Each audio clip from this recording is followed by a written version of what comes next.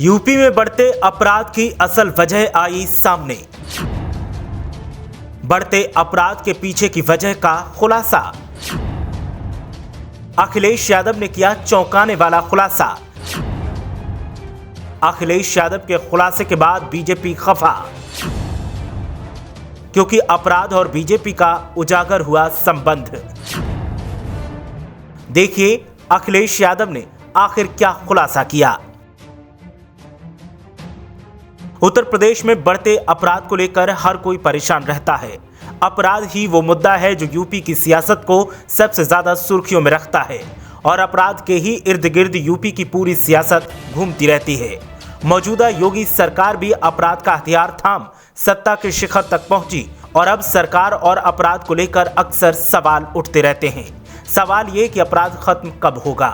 सवाल ये कि अपराध खत्म करने का दावा करने वाली बीजेपी फेल क्यों है। सवाल ये कि एनकाउंटर नीति के बाद भी जघन्य अपराध क्यों, और सवाल ये कि आखिर अपराधियों के पक्ष में सत्ताधारी पार्टी के नेताओं की बयानबाजी क्यों। इस खबर को देखने के बाद आपको अपने हर सवाल का जवाब मिल जाएगा और आप हैरान रह जाएंगे ये जानकर कि अपराध आखिर थमने की बजाय चरम पर क्यों है। इसका खुलासा प्रदेश के पूर्व प्रधान अखिलेश यादव ने किया है और अखिलेश यादव ने जो खुलासा किया है उसने बीजेपी को हैरान परेशान कर दिया है, जिसकी वजह से बीजेपी अब काफी खफा दिखाई दे रही है और अखिलेश यादव को उनका कार्यकाल याद दिलवा रही है।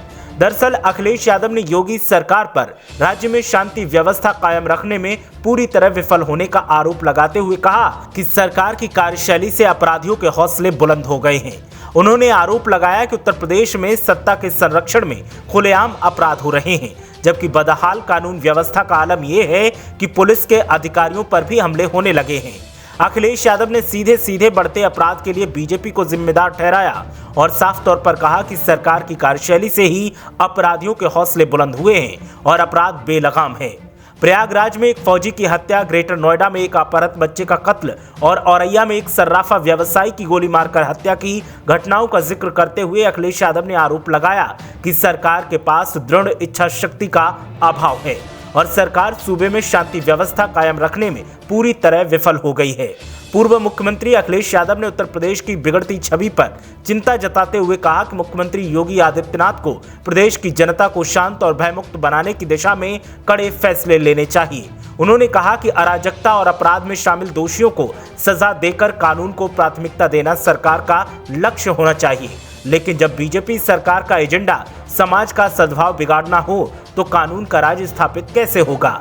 इसके अलावा अखिलेश यादव ने कहा कि प्रदेश की जनता को अपराध मुक्त होने का झूठा सपना दिखाकर जनमत हासिल करने वाली बीजेपी के खिलाफ जनाक्रोश बढ़ता जा रहा है।